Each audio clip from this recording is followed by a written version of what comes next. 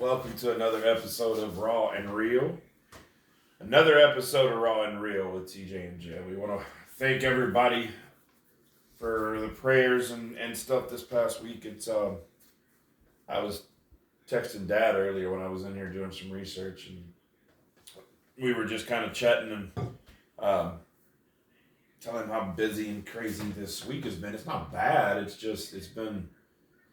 We've had three or four major things going on, and it's just been one of those, like, I feel like we're running at both ends. I was like, it's been a lot of late nights and early mornings. I don't know.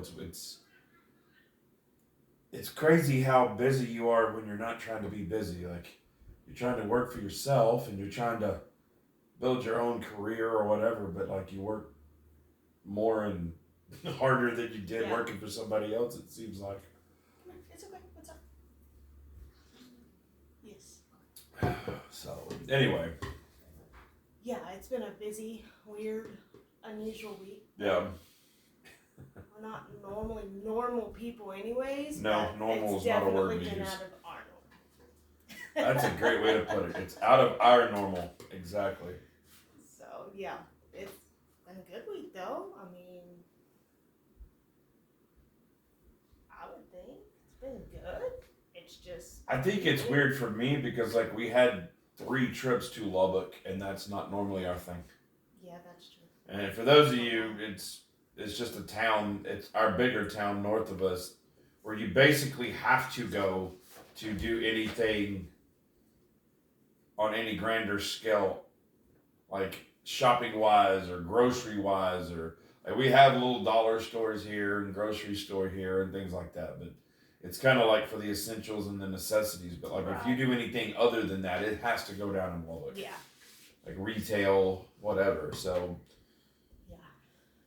We talk about it like it's second nature, but our listeners across are like, okay. But, You went to town? No, it's...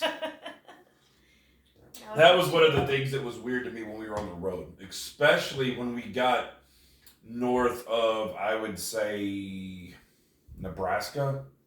And Nebraska in places is like it too, but we're used to, around us, especially growing up, all my childhood, traveling around here in our vicinity, there's a town within 30 or 45 minutes of each other. Minimal. Yeah. Sometimes not even that far.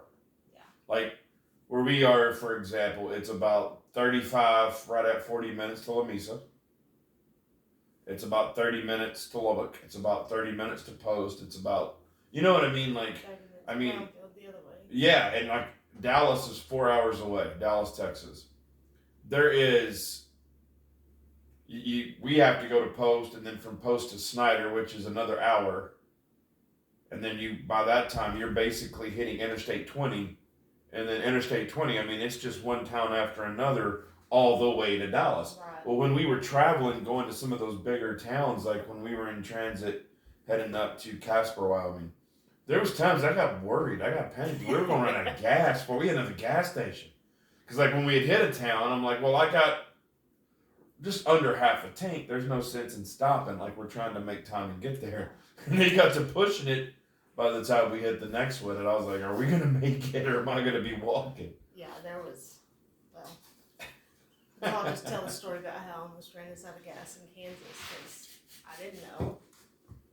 I should have stopped. But he had just fallen asleep in, like, that town. And so I was like, I'm not going to stop. Like, he finally went to sleep. So it's actually being nice to you that I almost ran us out of gas. But yeah, I was like, we're fine. Like, we were almost not fine. I know. If we hadn't have been in that Camry, we probably wouldn't have been. Oh, yeah. Because that was our saving grace on a lot of stuff. That little car, bless its heart, finally had to be laid to rest in the cemetery, but it gave us a lot of miles and a lot of memories. Yeah. We've done everything in that little car. For sure. Yeah. Yeah, it's kind of odd around here. I mean, and I know like the little subdivisions of Dallas are like that, where they go into Dallas, but it seems like those little subdivisions have more than, are like the size of Lubbock. to where No, it is like, we're just not there. yeah, I remember, when I was working with Tyga, I had to go down there for a day or two and help out with one of the big hunter shows they have there in Fort Worth. And one of the bosses slash owners, I stayed at his house, in a little town of Rockwall. And you don't realize, but like it's pretty decent size, you know what I mean? And I haven't spent a lot of time in those surrounding areas, we hit a bunch of them traveling, but to actually like spend time there and feel the weight of them, like they're maybe not as big as Lubbock, but they're dang close. They're definitely bigger than our little town, and those little suburbs and stuff like that around there. So For sure. Yeah, I always get tickled because people are like, you went to town? What does that mean? Like, you don't live in town? And for a long time, I didn't. we live didn't. In town. We lived out at the ranch. I grew up in the country too, so we Yeah. always had to go to town. And so people always laugh and make fun of me because I say go to town, but Well, I mean, when we I lived go up to there, town. yeah, we were 5 miles outside of the city limits. Yeah. So I mean, yeah, it is going to town. You Yeah. know what I mean?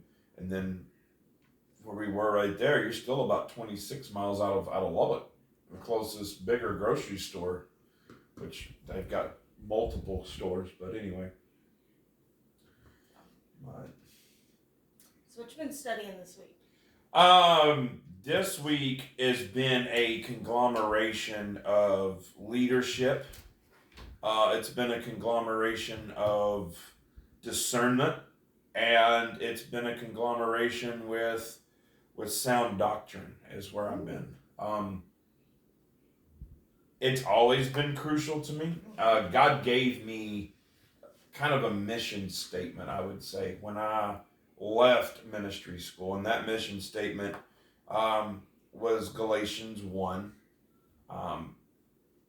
6 and 7 right in there. And basically, the Apostle Paul is getting onto the church for turning from the gospel to another gospel.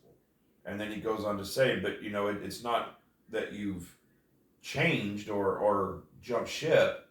It's just there's people in this area or this congregation, this body that are perverting that word and making it into something that it's not. And so that's always been kind of in me and behind me. And so I'm always on guard because, I know for myself, me as a person, I'm going to make mistakes. I'm going to make wrong decisions. I'm going to make, something's not going to always line up. I'm going to fail. But I figured as long as I can keep God in it as much as possible, I have a better shot of winning. I have a better shot of getting it right.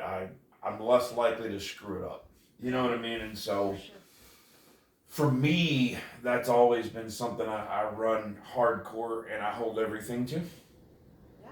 And so I don't know why. It's just been stirring in me. It's been, and I just wanted to really dig it out, dig it up, One of the things that I ran across, in case y'all can't tell, we really don't have a set topic today. We are free flowing right here, and we just wanted to do it to be different. Honestly, just to kind of get raw and get real. But one of the things I ran across was 8 ways to spot false teachers. Ooh. You know what I mean? And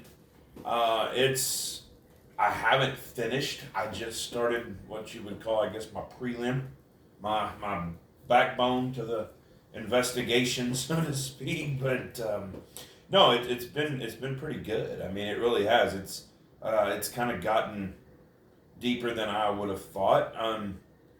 I guess the one thing that caught my eye is why does the Bible's very specific, right? If it says something, there's a reason it says something. Right. If it uses a word or whatever, like there's a reason for it. Whether it's in the English translation or even backing up to the Hebrew or whatever, there's a reason that it used it, that it didn't use something else. Why does the Bible use the word doctrine? Like, why does that word, you know what I mean? So I just looked up doctrine. It's kind of off spitball take here. So why? And basically, what the word doctrine means is it's a belief or a set of beliefs held um, and taught by a church, political party, or other group. A teaching meant to attempt to state in intellectually responsible terms of the message of the gospel. And that's pretty deep. Yeah. You know what I mean? But I mean, the fact of the matter that it's just a belief or a set of beliefs held by or taught by a church. So that leads me to a lot of things, both good and bad. You know what I mean? Because I mean, let's get real. I mean, we know that they talk about false teachings in the Bible. There's plenty of scripture to back those up. I just shared with you one there, Galatians, and so there's a reason that the mighty men of the Bible right in there were teaching against it. And there's others, like you can get over into 2 Peter, 1 Timothy's, you can get into some of these things. But I mean, there's other teachers, but there's a reason that they were telling us to be on the lookout for this, to guard our hearts against this stuff. Because I mean, we've seen it all too well on the news and whatever, like back in the days of the evangelists when they were getting in all that trouble. There was a bunch of them that seemed to have gotten in a bunch of trouble. And they kind of made a bad name and got a bad rep for the ones that are actually out there trying to do God's work, because they were doing nothing more than getting people to send in a ton of money to help fly them around the country and eat foods and live a lavish lifestyle. Right. So, anyway, that's where I've been. I mean, what about you? Where have you been this week? What's been going on in your meticulous brain? A lot. Okay. My brain's been heavy this week. A lot of mine though goes with that, and it's talking about like church hurt. Okay. And I know that that's probably a segment for an entirely different day, because that can go on several segments. Yeah, it can. I think at some point everybody's been church hurt, and how different a church hurt is, and a lot of times it is because of false doctrine and false prophets and false preachers and people that weren't called to a position is the reason that you've been hurt so bad. If you hadn't been church hurt, you haven't been trying, and I'll just put that out there. I mean, and I don't mean that in a negative way, but if you haven't been hurt by the church, you're not striving. You're just sitting back and riding the ride. You know what I mean? Because anybody that's put their neck out, anybody that's really strived and leaned out there, truthfully, to try to be something or grow, you've been hurt by somebody. And we don't talk about it. We just walk away from it, and we're mad and we're bitter and we're truly hurt. I mean, we've been church hurt, and then we have been church hurt. Yep. And you're damaged. It takes a while to recover. But nobody talks about it. So you think you're the crazy one. You think you're the one that's just outside of the will of God. And that's how they make you feel. Sure they do. And that's how the congregation. And we never wanted to go in and start anything between anybody else. We just took our feelings and went and hid, basically, is what we did. And it's like nobody talks about that. There's nobody there to love on these people and be like, it's okay. It's okay to feel the way you feel. But God didn't hurt you. People hurt you. And people are going to hurt you, and they're going to continue to hurt you until you grow yourself up and realize they weren't of God in the first place, or they were acting outside of God's will. Because humans do that. We all do that. So that's where I've been. I hate to even compare this, but it is a good analogy from my perspective of it. The first time you get church hurt is kind of like, and I'm not comparing, but I mean, bear with me and hear me out. It's kind of like a rape victim. In the contents of what I'm saying is, you tend to think it's more your fault at first. Right. You tend to, or at least What I did did. I do wrong? What did I do wrong? What, maybe I misinterpreted something that led to this. Maybe, you tend to look inwardly. Yes. And you tend to put yourself on the chopping block at first. You know what I mean? And I mean no disrespect to those listening that have been affected by that. It's just a good analogy to help explain what we're talking about, and give reverence to that. It is not to compare and say it's as devastating, because I cannot imagine. But all I'm saying is, that's where you tend to go. From the people that I've been around and seeing, their ways of reaction to that.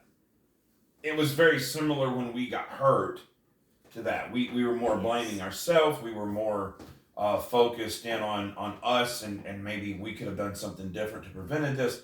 Folks, you can't prevent somebody from coming at you. You cannot prevent somebody from, maliciously attacking your moral core or value. They're going to do what they're going to do.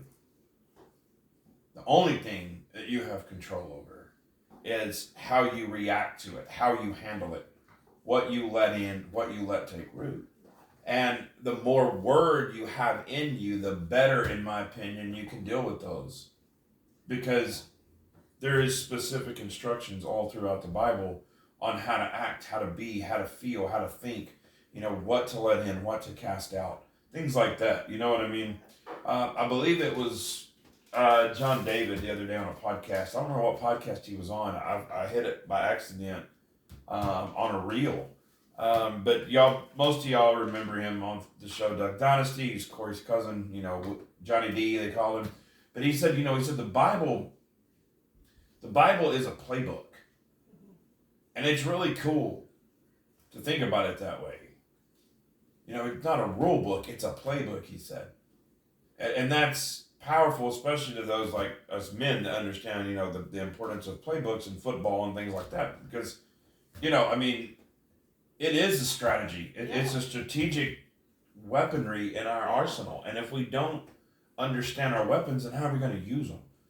But, it's crazy to me that God's had us simultaneously in two different places, but basically on the same path. Yeah. Something's definitely trying to come about where two or more people are being used like that, in my opinion. Yeah. So sure. I'm excited to see where it plays out, and I'm looking forward to see what's going on. And I definitely think we could probably do a show on church hurt. It's very rampant, and it's not talked about. But I also think false prophecy is something that's not talked about either. They run hand in hand, in my opinion. We don't talk about how the churches are and I'm not even talking about churches. Let's get off on and I'm not shaming anybody, they're doing their thing, but these Instagrammers. Okay. You have to really have some discernment to know who's truly, because it's not your job to judge their relationship with Jesus by any means. But you've got these millionaires out there preaching that God, God, God, and it's easy to preach that when you have $1 million in Sure it is. It's easy to go that route, and it's easy to use that as a sympathy card, maybe. That may not be the right word, but it's easy to use that as to gain people and be like, oh, they're good Christian people. It's no different to me than prosperity preaching. Same thing. It's the same thing. And when I say they run hand in hand, I mean that with all sincerity. And it's not just the churches, but it's the people in the church. It's like I always say, you want to see where our country's at, look at our elected officials. Because it's just a reflection of where our morals and our standards and our beliefs are. Well, it's no different. You want to look at a church or judge a congregation, so to speak. I'll put it that way. Look at the members in the body, because they're the ones that put the men in the pulpit. You know what I mean? 9 times out of 10, unless the man like money comes in and starts his own church and just says, if you want to follow me, this is the direction I'm going. You know what I mean? Like that's basically the only way around it. Other than that, in most churches around the country, a board votes on who's in the pulpit. Yeah. That's just the way it works. And I'm not bashing. I'm not. Gets to vote a lot of times. I mean, I'm not bashing anybody. That's just how the thing works. And so what I'm getting at is are we putting the man in the pulpit that's going to tickle our ears and tell us what we want? And the minute he doesn't, we vote him out. Yeah. I mean, come on. Like that's basically what's going on. And where is God in that? So it's false teaching. It's false doctrine, no matter how you want to cut it. If it wasn't, then man would be in there that God put in there, and we would be following and flowing. And with all due respect, our whole country, your towns, your cities, your counties, your states, your country would not be in all this crazy turmoil if God was running things. Point blank and simple. His Bible's very specific on this, that, and the other, and we're not following suit, and that's why everything's running amok. And let's just get real.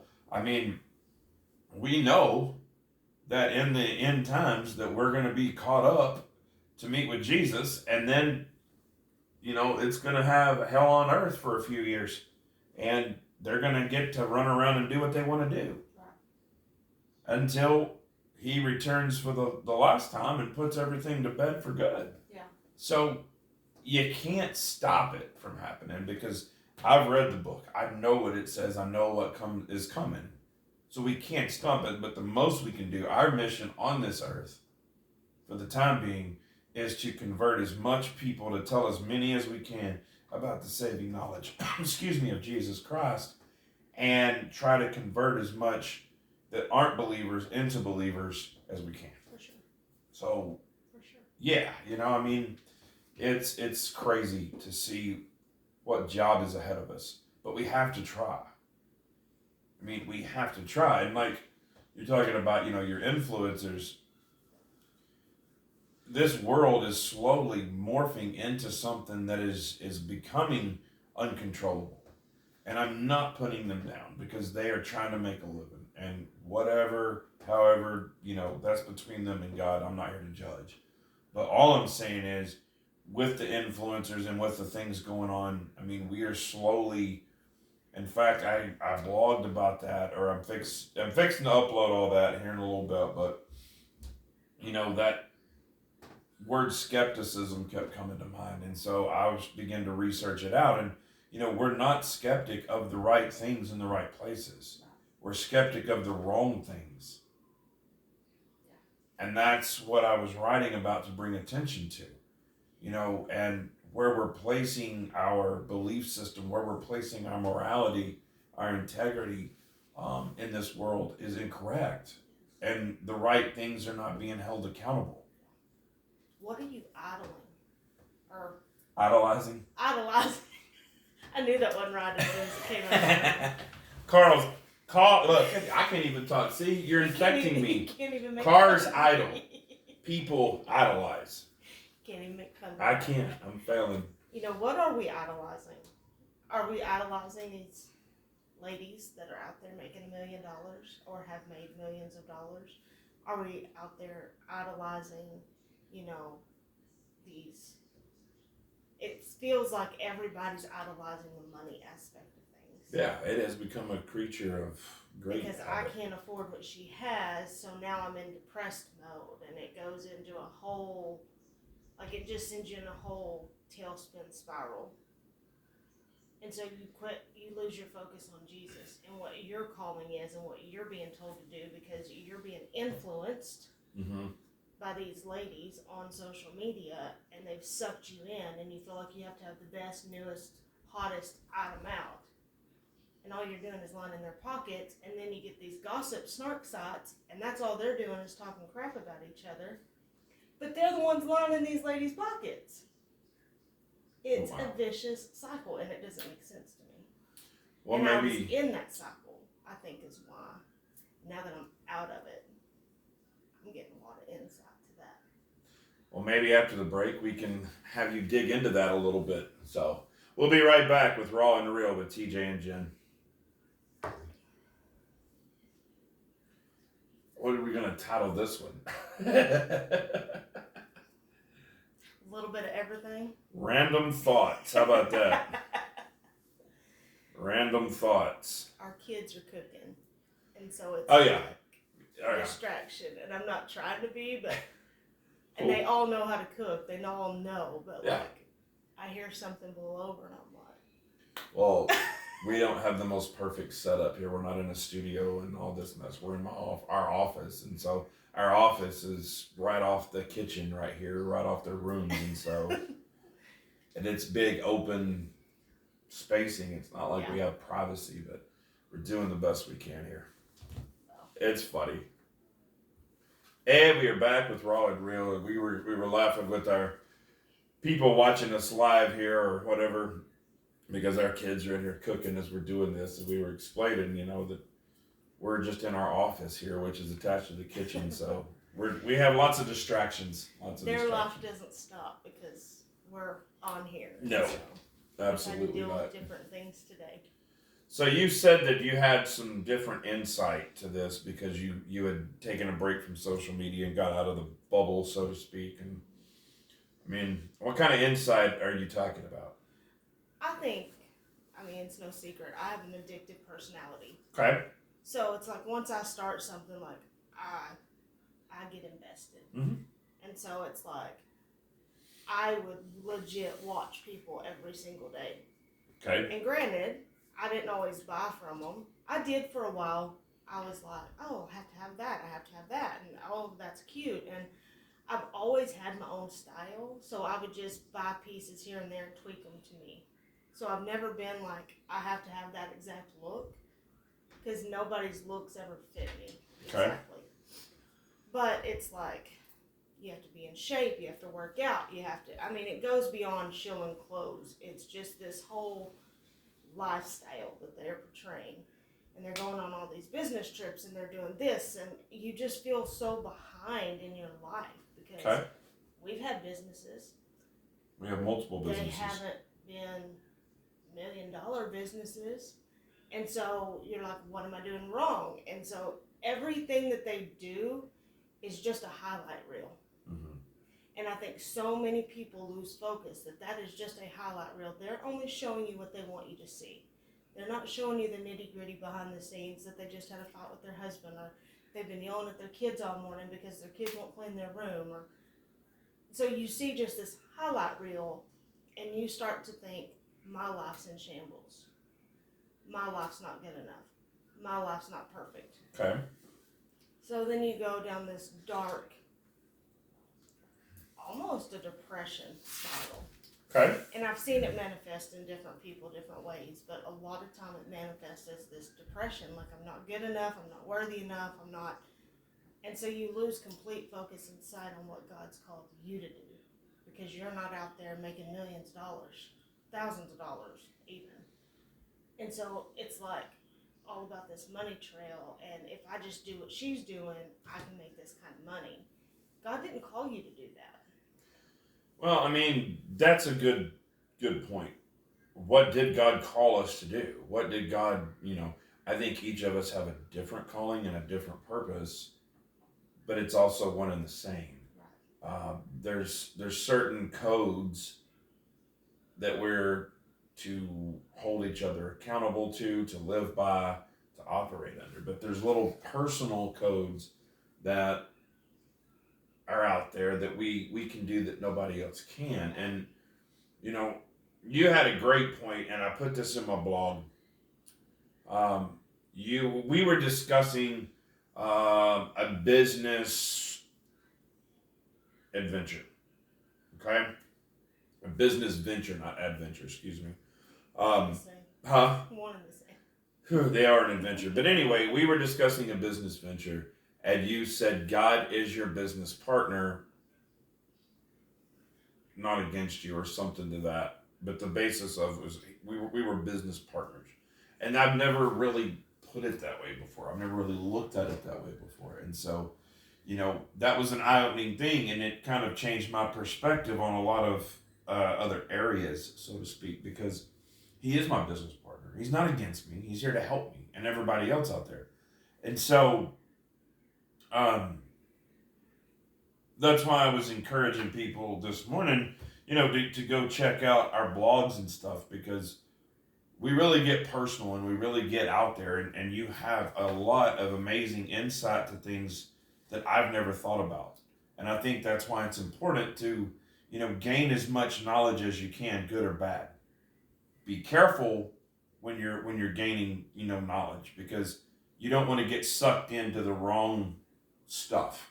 But it's just as important to know good and bad, knowledge and things about things. And so it's good to have that.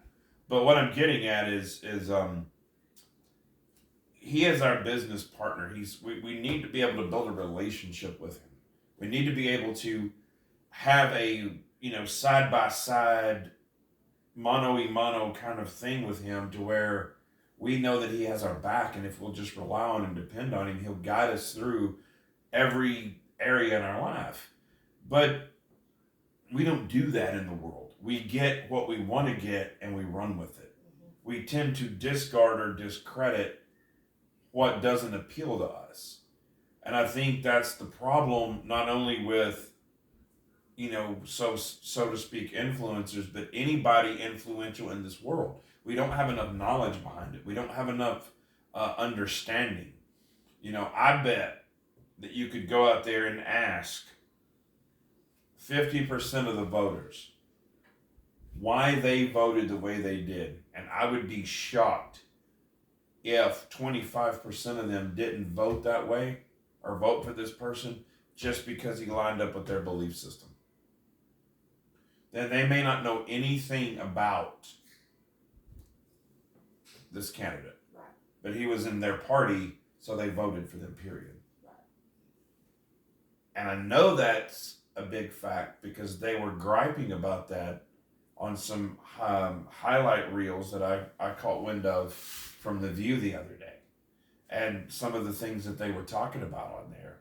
And they were legit upset because apparently they didn't agree with the new system. Like, you can't just go in there and click all Democrat, all Republican, like vote across the board. Apparently they were upset because there's trouble with, you have to go through there and it takes twice as long, I guess, basically is what I'm getting at. Yeah. But what is the problem with it taking a little longer? I mean, there is problems in our country, but we're not taking the time to fix it because we're discarding what's important, and we're just trying to make it quick, fast, easy.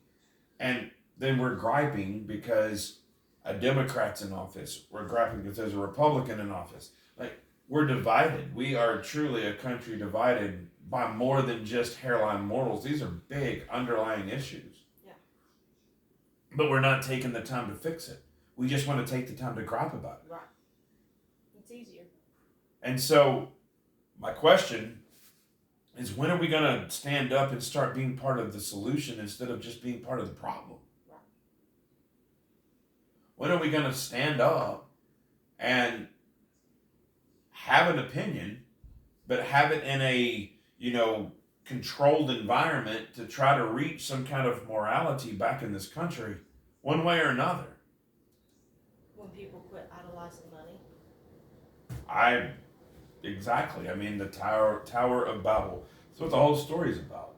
They made an idol out of something that offended God. It wasn't God. They made an idol out of something else, and that's exactly where we are. Who do you look up to? Most of the time, it's people that have money or materialistic things that signify money. Yeah. They may be broke and living off credit card debt, but they signify that they have money. Right. That's what people flock to. It's Yes. like, if they have that, they can show me how to get it. Right. If I just do this, I can get that too. And yes, it takes money in this world. I'm not ignorant. I'm not stupid in that aspect, but it cannot be an idol. We're sitting here watching people die and go to hell because they were poor, or they didn't set up to a certain financial status, or they did things differently than we would have done them. Right. We're sitting here watching people die and go to hell. We've totally lost focus on our God given calling for everybody. I don't care who you are. That is your calling, is to get people to Jesus. Exactly. To get people saved. Their salvation should be your number one priority in anything. And I'm just as guilty. I'm not calling anybody out. I'm just as guilty, but it's just things that my eyes have been enlightened to. Like, we are just sitting here watching people die and go to hell because they don't fit a status. And then we're letting these millionaires that we don't know if they even know Jesus prosper and idolize them because they look like millionaires. Well, it's not just the financial part. There's a belief system going around that I don't understand. There's a belief system bouncing around that confuses even me, because I don't really understand where any of it's tied to. We've got this explosion of, I guess you would call them MLM, basically. And then you've got an explosion of self-made business groups, i.e. these influencers and people like that. And then you've got an explosion of equal rights and stuff of that matter, which equal rights is nothing that I take lightly. I mean, when it's concerning, the racism game. But what I'm getting into is the immorality of, transgender and gays and lesbians and things like that. And so you've got 3 different explosions going on. Excuse me, and I can't, for the life of me, figure out why there is a multi-tier explosion here. I don't know where all this is coming from. This country is almost walking around like a headless person. Is what the body's just all over the place. There's no head to help guide it. And that was what we were semi-discussing in one of our podcasts and in one of my blogs, was how to get a control over this, because it is not my place to tell you that the way you feel is wrong. It's only my place to point you towards Jesus. Right. That is what I believe in. That through Jesus, God will work with you however He thinks He needs to get done for you what you need. Whether you are, transgender or gay or whatever the case may be, it's not my point to go up and tell you that you're dying, going to hell, you're just a joke to society, a sinner, but that's what's going on, and then we can't figure out why there's big uprises and arguments and fights. It's because it's not being handled the way that God expects us to handle it. Everything is about rule and order and a place, and everything happens inside that government of God for a reason. There's people, that aren't getting that, and it's causing a lot of controversy and attacks and stuff. And so nobody is making any progress, and it's just this big pot boiling over, you know what I mean? And nothing's getting done, nothing's getting handled, but everybody wants power. And that's the problem that's really been going on in Washington for quite some time, is that battle for power. And it's not just Washington, it's everywhere. And all these people are jumping on each other's heads and clawing their eyes out and clawing their faces to get to the top. And eventually that bottom person's going to crumble. And that whole tower's going to fall. Right. I mean, it's constantly one-upping each other, and it's constantly digging and just truly climbing on each other's shoulders and ripping their hair apart to get to the top, to see who can stay up there the longest. No, it is, and it's sad that it's come to that. I look at the decline of morality from, I would say, around the 1950s in the American people as a whole. And some would argue and say that that's prehistoric, that there was a lot of problems there. Sure, there was problems there. It was one of our greatest uprises of racism, no doubt. There was some hardship in there that it was not our finest hour, so to speak. Right. But I'm just talking about the fact of people uniting. I can't even talk today. Coming together as one for a common goal. And there was a certain charismatic approach to things in that time. Order, you know what I mean? Things of that nature that we don't have anymore. Yeah. It's like a free for all. And it's scary because what I see is a lot of different uprisings and stuff, and the problem with that is with me is it's pointing towards anarchy. Yeah. To me, that's where I see things going. It is total anarchy where there is no belief in government. It's just everybody doing what they want, when they want, how they want, and that's scary. Not as an adult, but as a father, knowing that what's going on is going to affect my kids and where my grandkids grow up. Yeah. That's what's bothering me more than anything. And nobody seems to care or want to turn things around.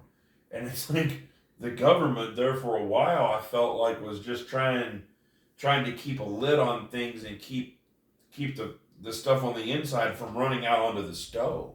Yeah.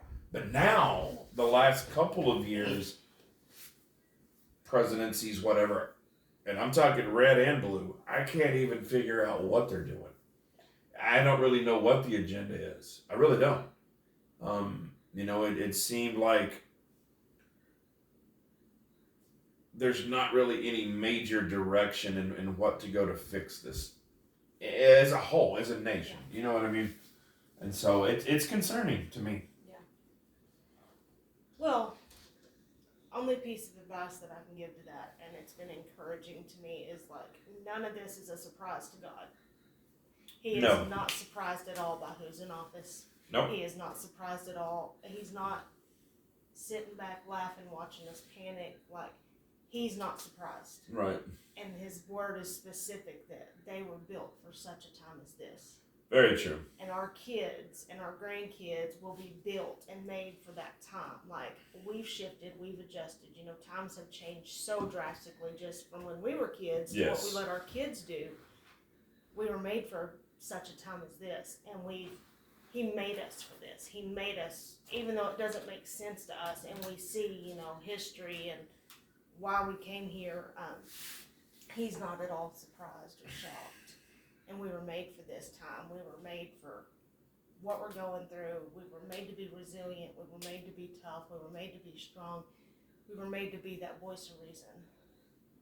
And our kids will be the same way. They'll be made for such a time as this. And he will show us how to navigate these times, even the things that we will never understand. Oh, I agree with that completely. But a lot of that relies on us as individuals, like our listeners, because it's up to you guys to implement that into your homes and to teach that up into your homes. Because that is the only way anything is going to turn around for the good, is to turn to God and have that in your home. However you choose to go about it, that's not the crucial point in my opinion. It's just sometimes too much focus goes into how the message is delivered instead of just delivering the message.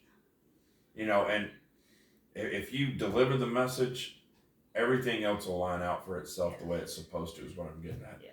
So, I'm too tired of people criticizing how to deliver a message instead of just getting it delivered. And that's what I was trying to, I guess, say right there was, however you choose to go about it, just get it done. Yeah. Like, point the way, be the leader.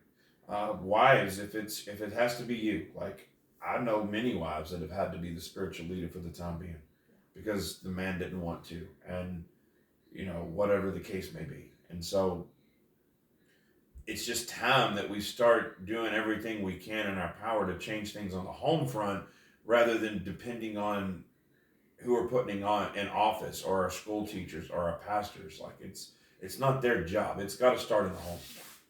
And you get to choose what fuels you. You Yeah. get to choose what you listen to. You get to choose what you watch. You get to make those choices. So, first of all, like, thank you for choosing to listen to us. Right. We're not everybody's cup of tea, and that's okay. That you get to choose what you're putting in. And we talk about this all the time with our kids. What you're putting in is what you're spewing out. Absolutely. And I can always tell when they've been on video games too long, Yep. or when they're watching stuff that they probably shouldn't be watching that I can't monitor all the time. And I really realized it with me on social. I have such an addictive personality that it was taking over my world. And so I got to choose that today was the day, that's enough for me. Right. I can't. I had justified it every which way. We're running businesses. I need it for this and I need it for that. And Right. when it's using you and you're not using it as a tool, it's time to make a change. And I'm not saying step away from social media if you don't have a problem. I'm just saying if it's causing a downward spiral in you and it's causing toxicity, check yourself. Step away from it for 2 days. I mean, I'm not saying anything drastic like I did, but take a step back. If there's a relationship in your life that's toxic and it's a downward spiral for you that's causing that, take a step back. Reevaluate. Change. You get that choice. So start choosing wisely what's toxic to you. What's toxic to you may not be toxic to me. And so, you get that choice. So use it wisely. Start figuring out what your triggers are. Start figuring out what's toxic to you. What's causing your downfall? What's causing your depression? What's causing your anxiety? What's causing these things that you have control of, that you can get a handle on? Don't be the young man getting run over by the train. Yep. For those of you who don't know what I'm talking about, we were in the mall taking care of some business the other day. Now you know where I'm going with this. And there is this little kid's train ride that goes through the mall. And it's been there for the last several years. I don't even know, but a long time. And there's this little path that follows. There's no track. It runs on regular wheels throughout the mall. But we got to this up ramp at this particular time. This train was making its circle, and some kids on the other side ran across right quick. And she kind of honked at them for whatever reason, I don't know. But we waited. She waved at Jennifer, and then she proceeded. In the midst of that, this gentleman is walking towards the train on his phone. And she honks at him twice. And then he still almost walks into her. And I've never driven this particular train. I don't know how hard it is to maneuver. I'm assuming it works off levers. I don't know. Maybe there's a steering wheel. I don't know. I've never even looked inside it. But I guess she was fixing to have to maneuver around. And he finally looked up from his phone long enough and was like, "Oh, I'm sorry," and began to laugh.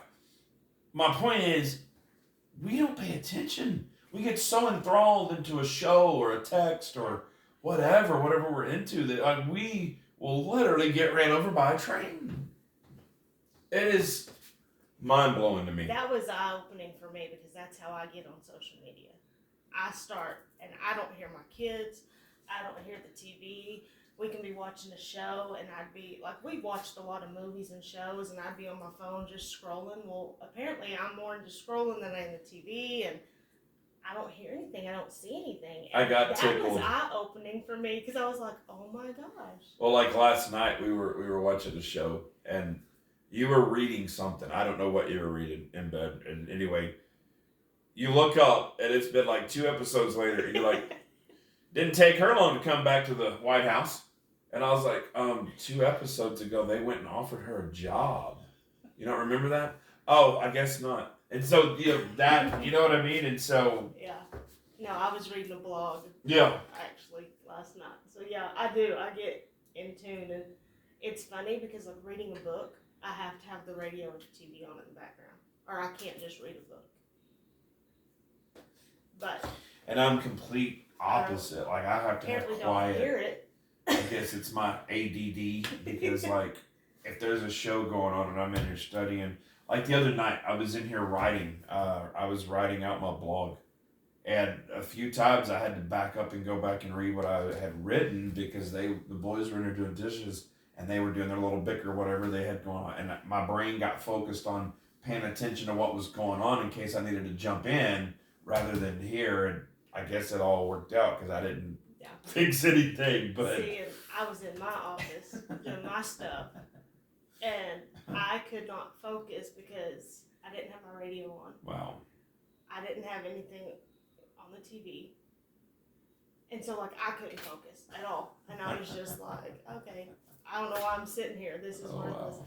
But I couldn't turn on my radio for some reason.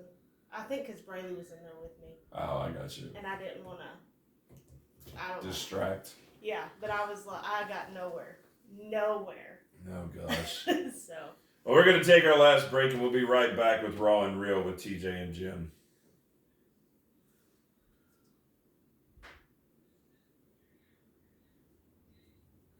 I can spell. The food was good. Do what? I guess the food was good. They're gone. Oh, of course. And we are back with some raw and real random thoughts here with TJ and Jen. And I mean, this is what happens when you leave us alone, folks. We get a little who knows where and go who knows where. But I don't think people truly know our random thoughts.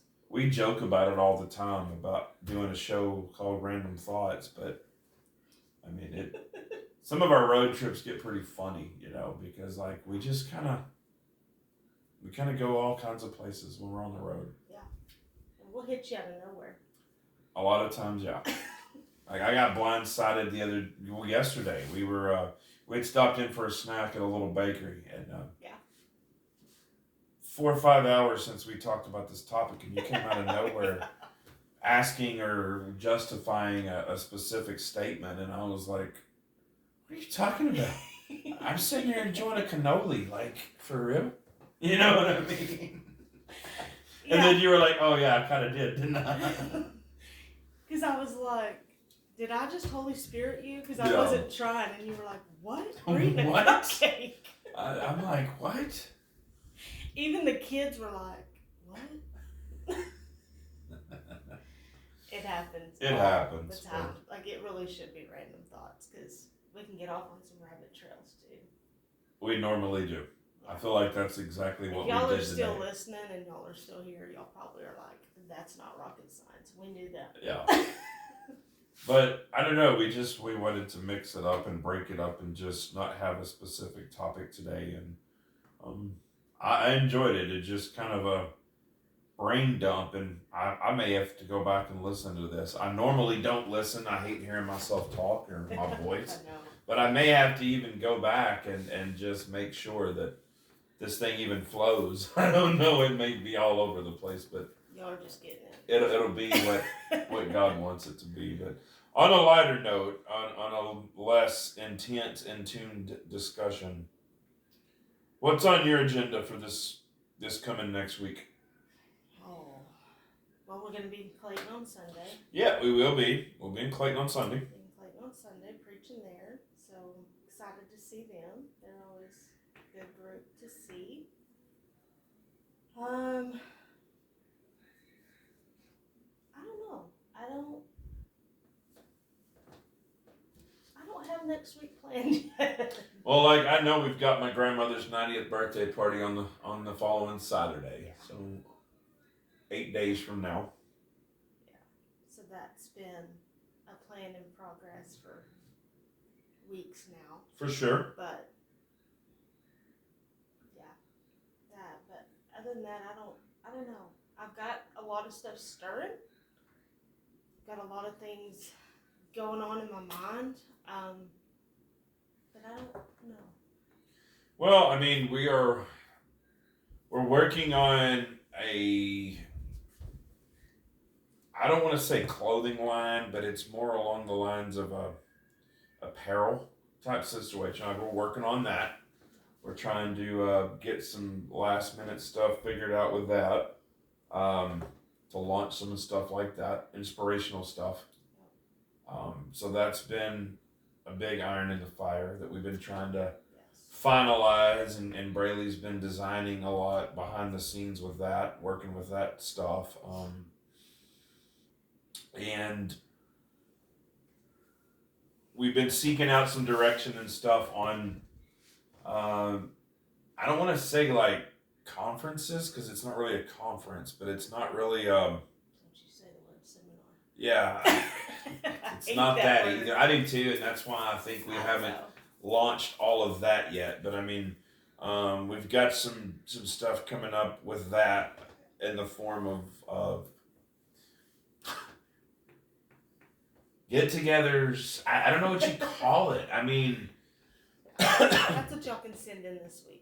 Words that are not seminars. but that are not conference and not seminar, but like names or titles or whatever for that. Like, and it's not a retreat. We're no, not not a retreat. But basically, what we're getting at is God has laid it on our heart to put together these outreach meetings where we come and we share our testimony and we help marriages, both fixing to start, in the process, or with many wonderful years under their belt. And we hopefully, prayerfully, our intention and what God gave us was to share our testimony and to be able to help marriages from failing, help men and women get through the rough spots, help them celebrate the good times, and just be influential in those areas. And so we're welcome to invitation, but there's also going to be places where we just go and we put them on, and we hope to help people be the best they can for themselves and their partners. You know what I mean? And grow. And so that's what we are looking to do, and we don't have a name for it because we hate the word seminar. I wasn't even going to say it, but we I mean, it's not a seminar. Like, we're not here to instruct. I want to do Q&As. I want to do all kinds of stuff with it. So I don't know what to use because they're not a seminar. They're not a conference. They're not a retreat. Like, I don't know. I mean, outreach doesn't even do it justice, in my opinion. That's why I've never settled on that. It's the best of all of them, honestly, but I don't know. To me, when people look at outreach, it signifies some things that don't really fit that demographic to me, and I have a problem with that. Like, an outreach is something you go and you do when you're trying to convert people, and I'm not here to convert people.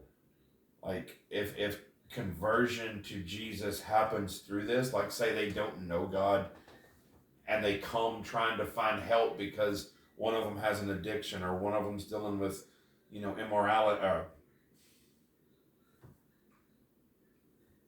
I just went blank.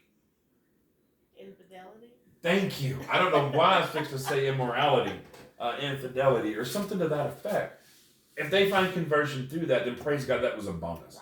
But I have a problem feeling that every purpose in life is to go out there and take a Bible and beat somebody over the head with it. Like, that's not what led me to conversion. It was not through being Bible beat into submission. It was through a specific pastor that had a specific way to get to me because he had been through problems that I was going through.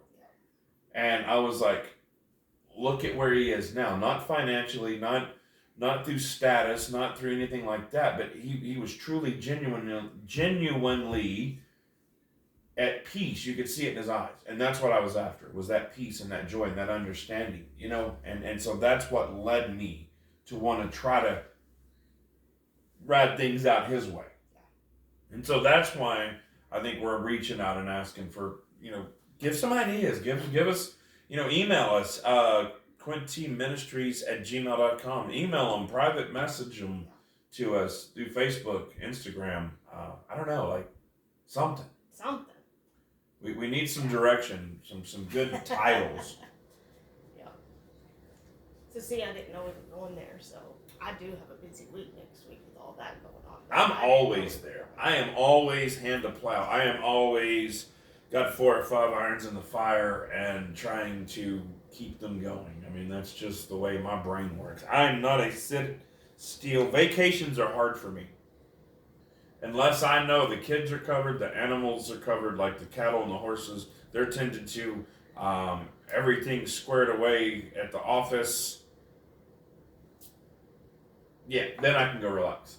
And your phone still rings nonstop. Yeah, because I would like leave it behind, but I'm like, well, what if the kids need me, or what if there's a question with his, insulin or whatever? Like, there's always something, and so it's nonstop, 24/7. Here lately, and it's not like me. I've fallen into this. My REM state, or whatever you want to call it, has been off because I've always been one early to bed, early to rise. That's always been me. And here lately, it's like I won't go to bed till 1, 2, or 3 in the morning, and then I'm up by 8:30, 7, whatever. So like that's been, I guess is that a REM state? Is that what that's called? I don't know. It's off. Yeah. But like We've been off. I don't know. I cannot get line back out, and I'm functioning fine. I'm not. Are you? Yeah. You don't think so? I think you're functioning great. I'm just kidding. I feel fine, so I don't know. But it's unusual. It's uncharacteristic for me. Yeah.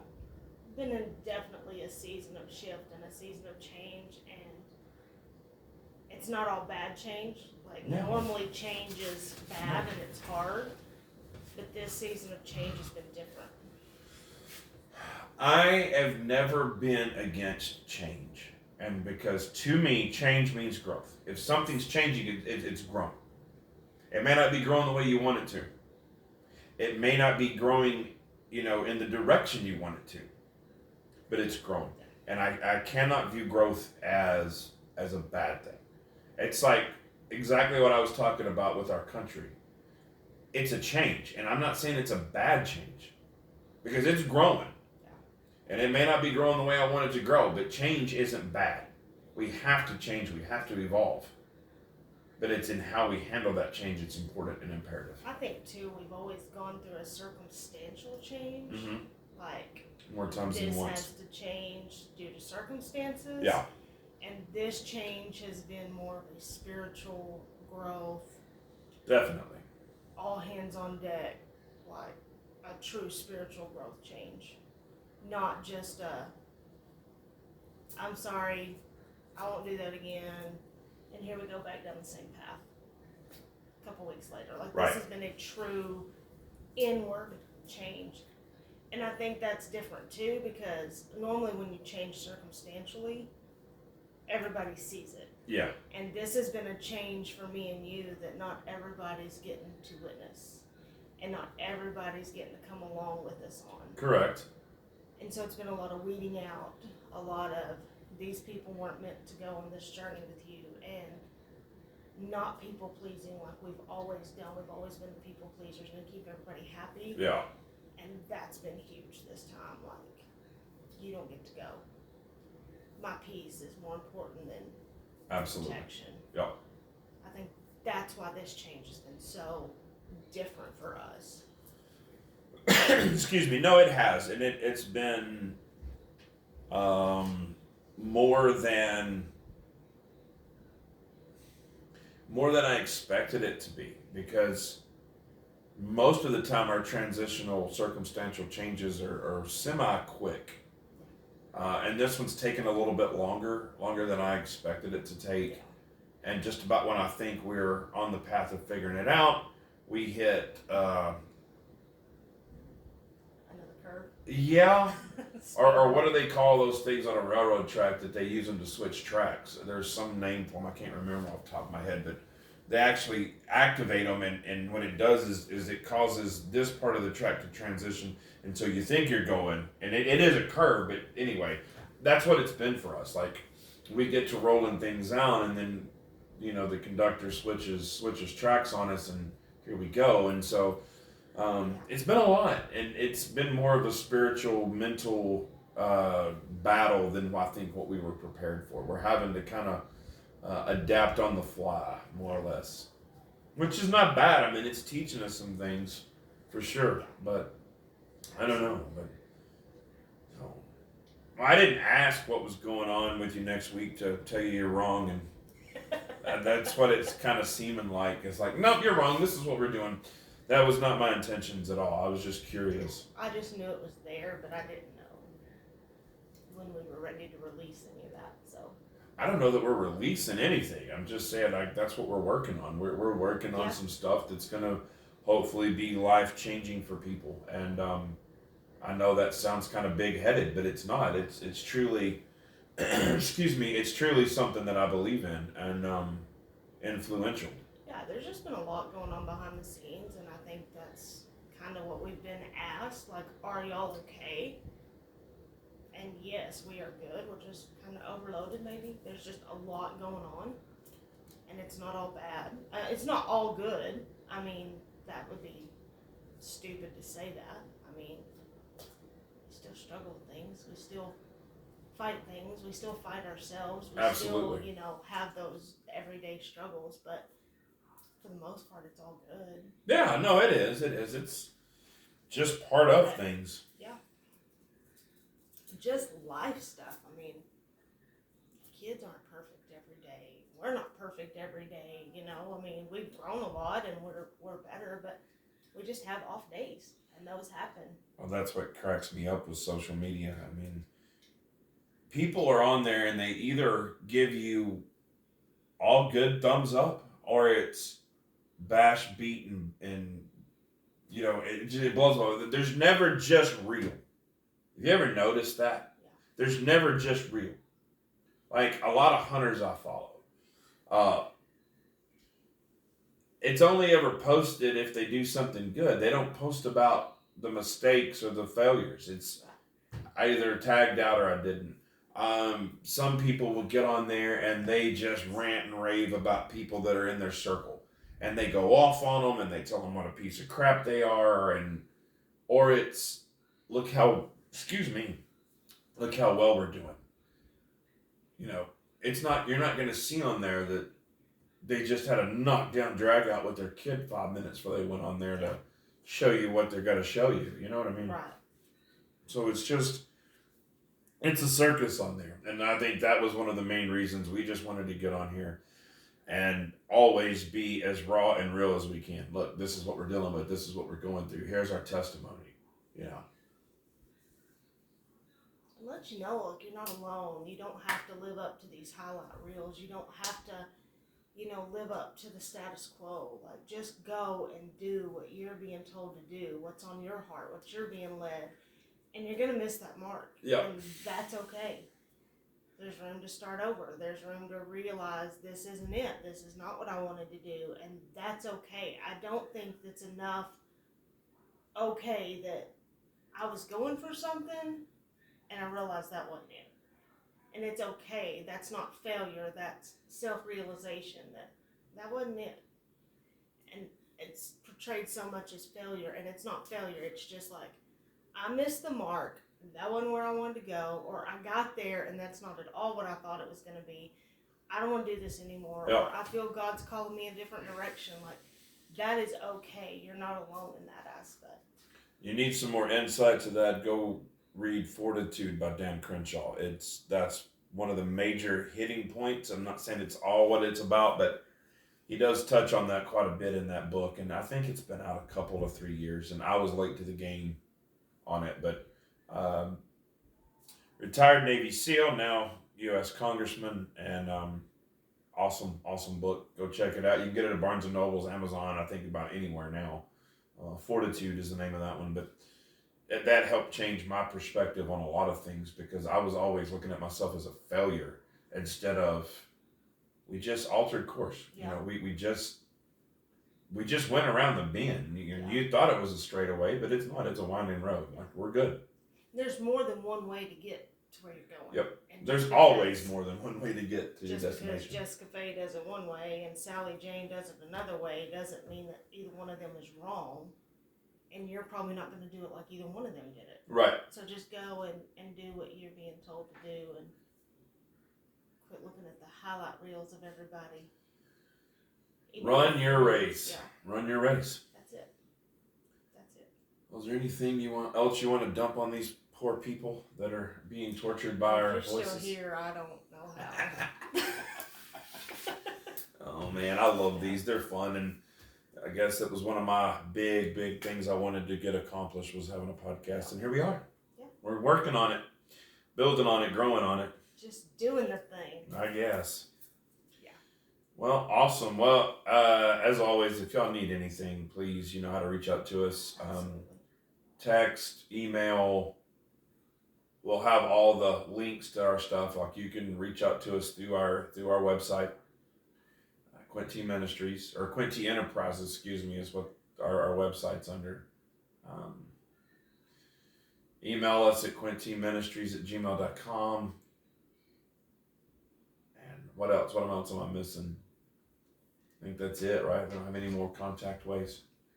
I mean, you can private message. Yeah, me private on message, Facebook. yeah. You can't private message. I won't see it on Instagram. I have Instagram, Quinte Outdoors, Quinte Ministries, You've got or the ministry page. yeah, they're both on there, so you can private message us anyway.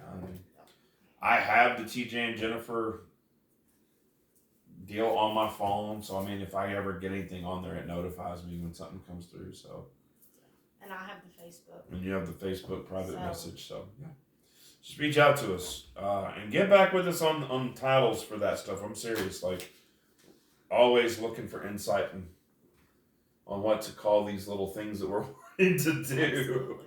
So anyway, we love you guys and we appreciate it. Until next time, just keep it raw and real. Yep. All right, Bye, bye guys. guys.